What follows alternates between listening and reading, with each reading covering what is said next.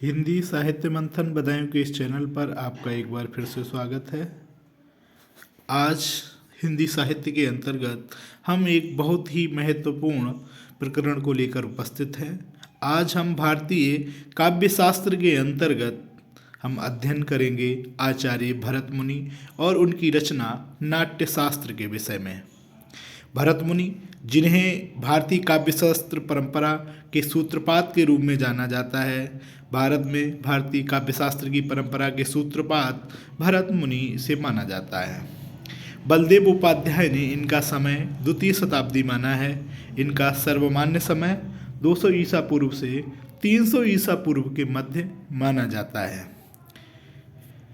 अगर हम इनकी रचना के बारे में बात करें तो नाट्यशास्त्र इनकी एकमात्र रचना है जिसमें 36 अध्याय और 5000 श्लोक हैं।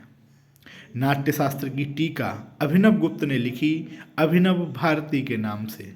ये ध्यान रखने योग्य महत्वपूर्ण प्रश्न है कि नाट्यशास्त्र की टीका अभिनव भारती को अभिनव गुप्त ने लिखा था।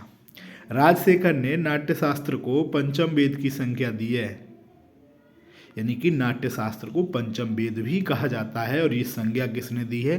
राजशेखर ने। हालांकि भरत ने स्पष्टता किसी काव्य लक्षण की ओर उल्लेख नहीं किया है, यानी इस नाट्यशास्त्र कृति में काव्य के लक्षण की ओर कोई उल्लेख नहीं किया गया है, अपितु भरत ने काव्य की शोभा बढ़ाने वाले 36 लक्षणों का वर्णन किया है और काव्य कला की प्रशस्ति इस प्रकार की है। मृदुललित पदाढ़ गूढ़म शब्दार्थहीनम जनपद सुखबोध्यम युक्तिमनम त्रयोज्यम बहुकृत रसमार्गम संधिसंधान युक्तम शाभवति शुभकाव्यम नाटक प्रेक्षकाणाम। यहाँ क्रमशः 7 विशेषताएं वर्णित हैं। मृदुललित पदावली हो, गूढ़ शब्दार्थहीनता हो, सर्व सुगमता हो, युक्तिमत्ता हो, नृत्योपयोग योग्यता हो, बहुकृत रसमार्गता और संधि युक्तता हो, यानी कि जो काव्य है उसमें ये 7 विशेषताएं होनी चाहिए। फिर अगर हम आगे देखें तो भरत मुनि, जिनका समय 200 ईसा पूर्व के लगभग माना जाता है, को रस संप्रदाय का प्रवर्तक माना जाता है। इन्होंने ही रस का सबसे पहले निरूपण नाट्यशास्त्र में किया, इसीलिए उन्हें रस निरूपण आचार्य एवं उनके ग्रंथ नाट्यशास्त्र को रस निरूपण का प्रथम ग्रंथ माना जाता है। यह ऐसा पहला ग्रंथ था जिसमें रस के बारे में विस्तार पूर्वक चर्चा की गई थी। उन्होंने अपने ग्रंथ के 6ठे अध्याय में रस सूत्र और 7वें में विभाव, अनुभाव, संचारी भाव तथा स्थायी भाव की व्याख्या की है। ध्यान रखना है कि 6ठे अध्याय में और 7वें अध्याय में जो है वो इनके रस वर्णन से, रस निरूपण से संबंधित है। भरत मुनि का जो रस सूत्र है वो इस प्रकार है: विभाव, अनुभाव, विवचारी, संयोगाद्र रस निष्पत्ति। अर्थात विभाव, अनुभाव और व्यभिचारी भाव के संयोग से रस की निष्पत्ति होती है। निष्पत्ति शब्द का प्रथम प्रयोग भरत मुनि ने रस सूत्र में किया। यहाँ ध्यान देने योग्य बात है कि जो भरत मुनि का रस सूत्र है उसमें विभाव, अनुभाव और व्यभिचारी भाव ही केवल लिखे गए हैं। यहाँ स्थायी भाव शब्द जो है वो प्रयोग नहीं किया गया है। बहुत बार परीक्षाओं में ये पूछा गया कि भरत मुनि ने अपने रस सूत्र में किस शब्द का प्रयोग नहीं किया है, तो वो स्थायी भाव शब्द का प्रयोग नहीं किया है अपने रस सूत्र के अंतर्गत। फिर भरत मुनि ने रसों की संख्या 8 मानी है। भरत मुनि ने रसों की संख्या 8 मानी है, जिनमें श्रृंगार, करुण, हास्य, बीभत्स, वीर, रौद्र, अद्भुत और भयानक रस है। शांत रस को इन्होंने रस नहीं माना है। भरत मुनि ने वीर रस के निम्न 3 भेद माने हैं। नंबर 1 युद्धवीर, धर्मवीर और दानवीर। इन्होंने हास्य की उत्पत्ति श्रृंगार रस से मानी है और इन्होंने 4 ही प्रधान रस माने हैं। श्रृंगार रस से उत्पत्ति हास्य रस की, वीर रस से अद्भुत, रौद्र रस से करुण, बीभत्स रस से भयानक की उत्पत्ति मानी है। यानी मुख्यतः 4 ही रस माने हैं और सभी से एक एक रस की उत्पत्ति मानते हुए रसों की संख्या 8 निर्धारित की है। इसके अलावा उन्होंने नाट्यशास्त्र में भावों की संख्या 49 मानी है। नाट्यशास्त्र में भावों की कुल संख्या 49, जिनमें से 33 संचारी भाव, 8 स्थायी भाव और 8 सात्विक भाव हैं। यानी कि 8 रस और उनके 8 स्थायी भाव, 33 संचारी भाव और 8 सात्विक भाव। नाट्यशास्त्र में श्रृंगार के निम्न 2 भेद हैं, संयोग श्रृंगार और विप्रलंभ श्रृंगार। भरत मुनि ने अपने नाट्यशास्त्र में 4 अलंकारों का उल्लेख किया है।